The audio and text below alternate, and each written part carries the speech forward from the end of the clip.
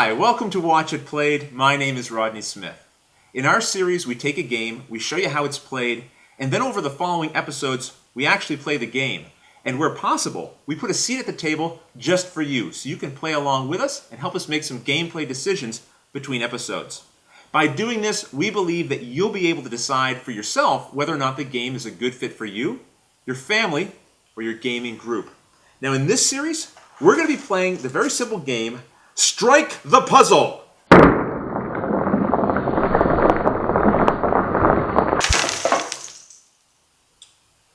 Wait a second. No, that's the wrong game. This is the game we're going to be playing, Puzzle Strike, 3rd edition.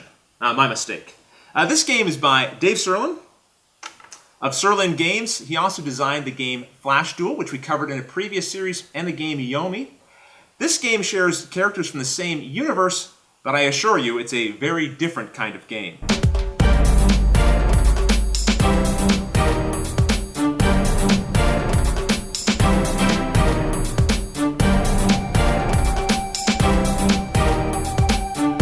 Puzzle Strike shares some similarities with other deck-building games, except instead of playing with cards, you're going to be playing with over 300 cardboard chips. Now, if you're not familiar with what a deck-building game is, let me give you a quick overview. Basically, at the start of the game, you're going to have access to some of these chips. Some of them will be decent, some of them not so great. And over the course of the game, you're going to try to add better chips to your collection so that on your turn, you'll have better things to do to give you an advantage in the game. The game is for 2 to 4 players. When you know what you're doing, it can take about 20 to 30 minutes to play, sometimes a little bit longer. You can play a 1 versus 1 mode, you can play 3 to 4 player free-for-all, you can also play in teams, 2 versus 2. Also, the game has an expansion called Puzzle Strike Shadows. It's releasing at the same time as this Puzzle Strike 3rd edition. But this is not just an expansion, it's also a standalone game. So if you wanted, you could just buy this. It comes as well with over 300 chips, different chips, that you can play with. So then, if you want, you can mix both sets together and have quite a bit of variety. So there's your quick overview. Let's get down to the table here, and I'll show you how the game is played. To start, let's take some of these chips out of the box. Now, when you play Puzzle Strike, you're not going to have access to all 342 chips every game. Some of them you're going to be randomly choosing for the setup of the game, or you may decide as a group which chips you want to play with. But other chips, like the ones I'm pulling out now, are chips that you always have access to in every game. Now, these purple chips here are sometimes referred to as purples because they're purple. And this stack here is known as wound chips. We're going to go over these chips in more detail in a bit, but right now I want to focus on these gem chips that come in denominations of 1, 2, 3, and 4. These gem chips serve 2 purposes in the game. When you have them in your hand, they act as money, and they allow you to buy other chips, like those purple ones that you saw earlier, as well as other chips that we'll get to in a moment. The important thing to remember is when they're in your hand, they act as money. They have another role as well, though, and to explain that, let's look at another game component, the player mat. Each player gets one of these, and a lot of the gameplay will take place here. You'll actually win or lose the game in this section of the play mat known as the gem pile. Sometimes these gem chips will be in this area of your play mat, and in that situation, they are not in your hand, and they don't act as money. Instead, they track how close you are to losing the game. Because as soon as a player has gems in their gem pile totaling 10 or more at the end of their turn, they lose the game. And then the other players look at the value of the gems in their gem piles, and whoever has the smallest total wins the game. So an important job you'll have over the course of the game will be playing chips from your hand, like these purples that we've looked at earlier, that allow you to combine gems in the gem pile and then transfer, or as they call it in the game, crash those gems over to your opponent's gem pile, causing their gem pile to overflow before yours does. But before we get to how all of that is done, let me show you the rest of the setup. So you've got your play mat, now you're going to want to grab one of these bags. Each player is going to get one of these bags, and this is where you'll put the chips that you've collected so far. So let me just give you an example. We'll throw a few chips in there. And then on your turn, you're going to have to draw a certain hand size from the bag. So let's just say you're drawing 5. Draw them out like this. And here's the only problem. Hanging on to chips like this and not showing them to your opponent is kind of hard to do. So the game comes with these screens. You're going to place the screen in front of you, like so, and then you can place the chips that you've drawn behind the screen, and now your opponents can't see them. Okay, I just grabbed some random chips there and threw them in the bag. So let's put them back, and then let me show you what a player's starting deck of chips would actually look like. So to begin, you're going to take 6 of these 1 chips. And then you're also going to take 1 of these crash gems. So these are going to go in the bag. But you're also going to need to pick a character. Now the game comes with 10 different characters to choose from, and each character gets its own 3 chips. And these 3 chips are going to be unique to each character, and they're going to help guide a little bit the strategy and play style that you may want to use because each chip has its own unique advantages. Now you've noticed that these chips have writing and symbols on them, but don't worry, we're going to talk about what these different chips do shortly. But for now, it's enough to know that as a player, you need to pick one of the characters and then take the 3 chips that go with that character and add it to your bag to form your starting deck of chips. Then all the players shake up the bag, which is how you shuffle, and then you draw out 5 chips. Now, I drew exactly 5 chips, but I'm a professional. Some people, when they reach in, they might grab more chips than they intended. If you ever do that, just put all the chips back in the bag, give it another shake, and then redraw again. But this time, draw a little more carefully.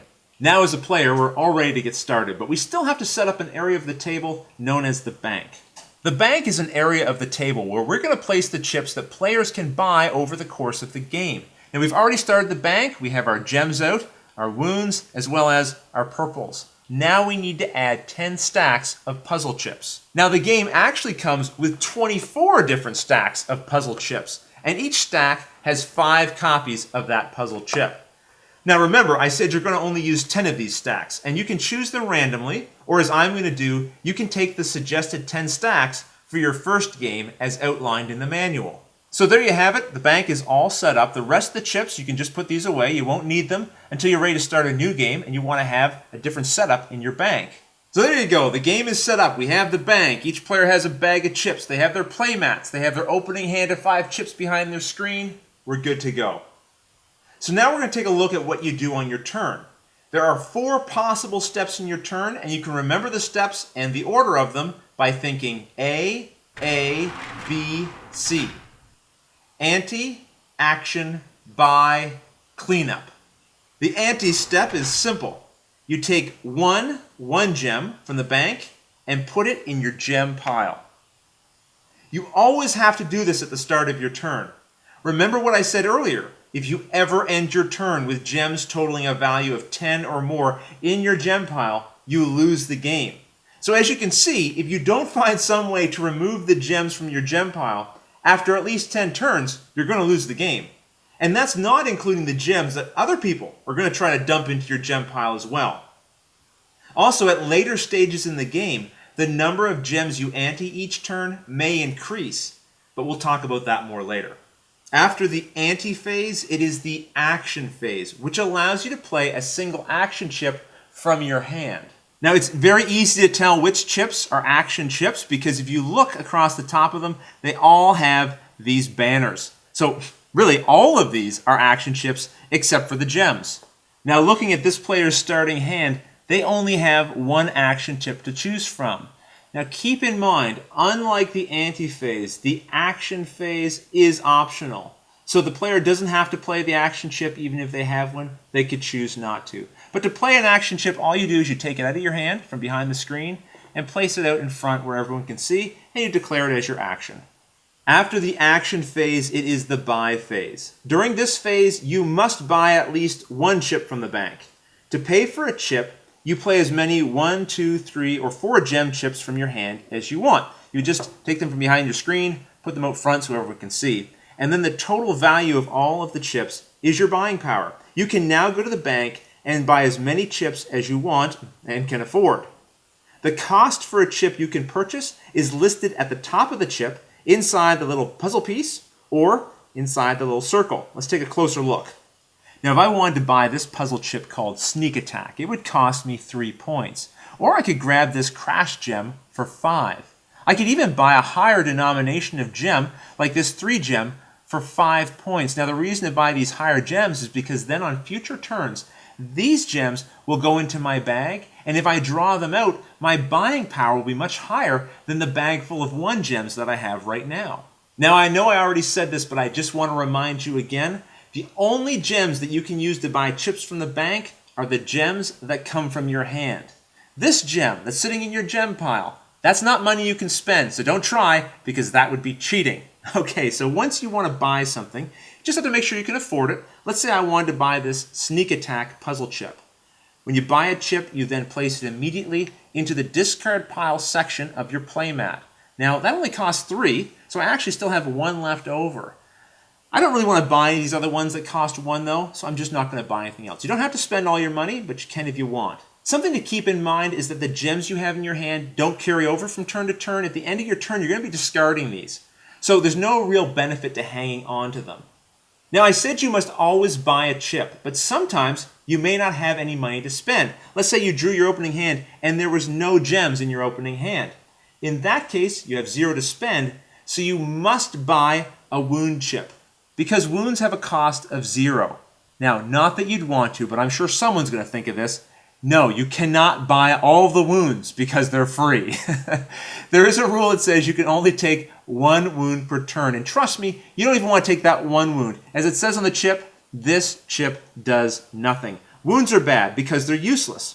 When you draw one into your hand later in the game, you've basically got 1 less chip in your hand that could potentially do something good for you. So try not to get wounds. After the buy phase is the cleanup phase. First, ensure all chips you bought are in the discard section of the playmat, and then move all chips you played, as well as any chips remaining in your hand. We don't have any, but if there were some here, all of those as well would get moved to the discard pile. And then as the final part of your turn, you're going to draw chips into your hand again from your bag. Now, normally this would be 5 more chips as you did for your opening hand, but as you get more gems into your gem pile, you get a bonus to your draw. Let's say it was a few turns in and you now had 3 gems in your gem pile. Once you have 3 points all the way up to 5 points in your gem pile, you'll draw 6 chips each turn. If you have 6 to 8 points in your gem pile, you'll draw 7 chips. If you have 9 points, you'll draw 8. So while gems in your gem pile are bad, they do allow you to draw more chips, which could give you an advantage in a future turn. And don't worry, you don't have to memorize all those numbers. Right on the bottom of your playmat, it has a reminder here of how many chips you draw based on how many gems are in your gem pile. Now remember, as soon as a player at the end of their turn has 10 or more points of gems in their gem pile, that player has lost. And so in a 2-player game, that would mean their opponent has won. In a 3 to 4 free-for-all game, once someone loses, the rest of the players look at their gem piles, and whoever has the least number of gems, that player has won. In the case of a tie, the tied players will continue to take a single turn each until somebody has broken the tie. In a 2 versus 2 game, players on a team share a single gem pile. So once again, once a team breaks the 10 or more point value, the other team wins. Now next, I want to tell you about a thing called Panic Time. Over the course of the game, as you can imagine, these gem piles are going to get bought up and fully depleted. As soon as 2 gem piles are depleted in a 2-player game, you've now entered Panic Time. That means from now on, when you go to ante, instead of taking a 1 gem, you're going to be taking a 2 gem, filling up your gem pile all that much faster. Once 3 stacks are gone, then you've entered Danger Time. Now you have to ante 3 gems to your gem pile. Once 4 stacks are completed, it's Deadly Time, and now you're going to have to ante 4 gems into your gem pile. This helps ensure that not only the tension in the game continues to ratchet up, but that a game can't go on indefinitely. When you have more than 2 players, the number of empty stacks you need to activate Panic Time is the number of players plus 1. So in a 3-player game, you'd have to wait until 4 stacks were depleted before you entered Panic Time and were then anteing 2 gems into your gem pile. In our next episode, I'm going to explain how all the 10 different puzzle chips in the bank work. But for now, I just want to explain how the purple chips work. All the purples have banners, which means that they can be played during your action phase. First, we're going to take a look at this, the Combine gem. When you play this gem from your hand, it allows you to take any 2 gems in your gem pile with a total value of 4 or less and combine them, meaning that you remove them from your gem pile, put them back in the bank, and replace them with a single gem of their combined total value from the bank. So you could put a 1 and a 1 together to get a 2, like I did here, or a 1 and a 2 together to get 3, a 2 and a 2 together to get 4. You get the idea. You just can't trade in any 2 gems that would total more than 4. So I couldn't combine a 3 and a 3 because there isn't actually a 6 gem to put together. Now obviously this does not change the total value of the gems in your gem pile. So you might be wondering why a person would even want to do this at all. But that will become clear in a moment. First note that the combined gem also has a symbol on it right here that shows a minus $1. This means that also during your buy phase, you must subtract 1 from your buying power this turn. However, there's another symbol on here as well that shows a plus arrow. This symbol means you can play another action this turn, which is pretty powerful because potentially you could chain together several chips that have plus arrows on them. Let's say, for example, you had another combined gem in your hand. You could now play this, which would allow you to combine these 2 together into a 3, and then you're also going to get to take another action. But don't forget, you've now added, or subtracted, I should say, another $1 from your buying power. So then maybe with your last action, you'd play the draw 3 chip. This one doesn't subtract any more money, but it gives you a benefit shown here on the chip. Next, we have the crash gem. And remember, you actually start with one of these in your bag at the beginning of the game. When you play this chip from your hand, you pick one of the gems in your gem pile and send it, or crash it, over to your opponent's gem pile. So this, you can see, is one of the primary ways to not only help empty your own gem pile, but accelerate your opponent's collections of gems in their gem pile. And this is also where you see the value of combining gems, because while crashing a 1 gem over to an opponent is fine, wouldn't it be better to crash a 3 gem? Now, when you crash a gem with a higher value than 1, first, you trade the gem into the bank and break it down into denominations of 1. So that 3 gem would turn into 3 1 gems. And I would crash these 3 1 gems over to my opponent. Now, an opponent is not defenseless against crash gems. Some chips, like the crash gem, also have a shield icon on them like this. And that indicates that you can use this chip to protect you against attacks. So let's do this example again. The player plays a crash gem from their hand. They pick the 3 gem. So the first thing they have to do is put that 3 into the bank and break the 3 into 3 1s. Then these 3 1s, you have to imagine them, it's like they're flying towards this gem pile. But before it hits, I say, listen, I'm going to defend myself. I'm going to crash gem you back. So I play my crash gem, and then I pick one of my gems, and it starts flying back towards the opponent. And what you do is you have the 1s cancel each other out. So this one would cancel this one out, and both of these would go back to the bank. These 2 would get through and go into my gem pile. And then the crash gem that I played during the cleanup phase would go to my discard pile. One thing to keep in mind though, if a player has a 4 gem and that's the one that they choose to crash with, then this 4 gem cannot be blocked. It's just uncounter crashable. So this would turn into 4 1s, and it would automatically get into my gem pile, even if I had a crash gem that I could have spent during that turn. Also, after you do the action of the crash gem, don't forget, this also has a plus $1 symbol on it. So unlike the combine, this one actually adds 1 point to your buying power during the buy phase. So here's a fun combination to do. On your turn, play a combine, which allows you to combine 2 gems together. Sure, it takes away $1, but then you can take another action. Hey, why not play a crash then and crash the gems you just combined together?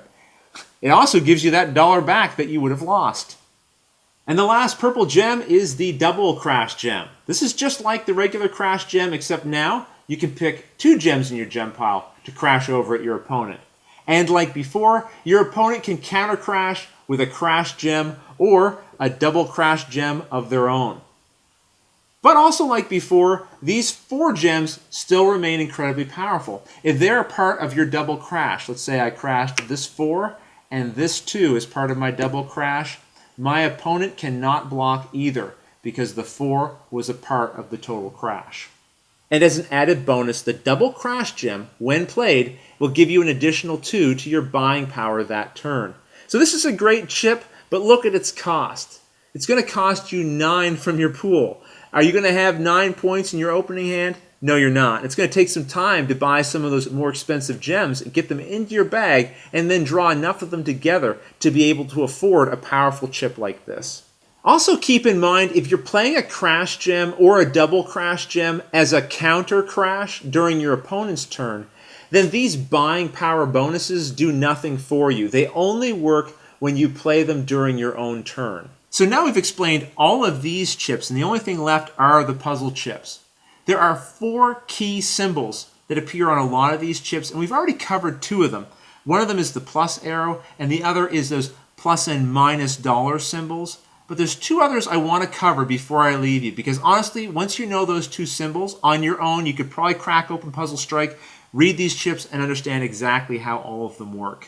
One thing I just want to mention with the plus arrow, most of the times the plus arrow is going to be black like this, and that means that you can play any other action chip. For instance, I could play this sneak attack action chip. However, you'll notice this one also gives you a plus arrow, but the arrow is red.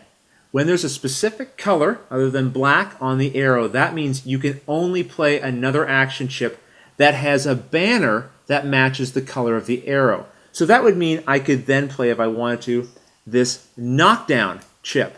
This one also has a plus arrow on it, but it's purple. So that means I could only then play a chip that had a purple banner. So I could play a crash gem or a double crash gem or another combine. So as you can see, hopefully, with the right combination of chips in your bag, no longer will you be playing just one action a turn, but possibly multiple actions depending on which chips you buy. All right, so the other symbol I wanted to show you was this plus circle. This is a symbol for a chip. When you see that, that means you're allowed to draw an additional chip from your bag. This particular action chip, it's a puzzle chip, this allows you to draw 3 chips from your bag. So remember, the action phase happens before the buy phase. So if you're able to draw 3 more chips and you happen to draw more gems, that means your buying power is going to be increased for that turn. And here's something worth mentioning right now. Let's say you play this draw 3 chip. It allows you to draw 3 chips, and you're like, ha, I get more chips, and you reach in your bag, and you're like, wait, I only have 1 chip in here. Well, whenever you run out of chips in your bag and you need to draw more, and only at that time, you then take the chips that are in your discard pile, dump them into your bag, shuffle it up, and then draw the remaining chips that you need. So again, the only time that chips go from your discard pile into your bag is when you go to reach in your bag to draw a chip and there's none there. That's when you're allowed to dump your discard pile into your bag and then continue drawing as needed. And the last symbol I wanted to show you is the little piggy bank symbol here. Now remember I said that during the cleanup phase you must discard all the chips in your hand. However, for each piggy bank symbol that you play during your action phase, you can choose to keep a chip in your hand rather than discard it. Also keep in mind, you'll draw 1 less chip for each chip that you bank at the end of your turn. Now what I usually do is I'll flip over any chip that I plan to bank and save, and the rest of them, of course, at the end during the cleanup phase, I'll put in the discard pile. Then I'll lift up the screen and show everyone, look, I'm only banking 1 chip, not like 16 chips back here, just in case they're concerned that I might cheat. Then I'll flip it back over, and I'm ready to go. Okay, so that's 99% of the rules for Puzzle Strike. Let's take a break here. When we come back in the next episode, we're going to be able to very quickly go over what the remaining 10 puzzle chips are, because now you know what all the symbols mean and you know a majority of the rules. But listen, if there's anything I was unclear about, anything you don't understand, don't hesitate to ask me in the YouTube comments below. I'll answer all your questions as soon as I'm able. And if I don't know the answer, I'll go to the designer and we'll get David Sirlin to answer the questions for us. Until the next episode, thanks for watching.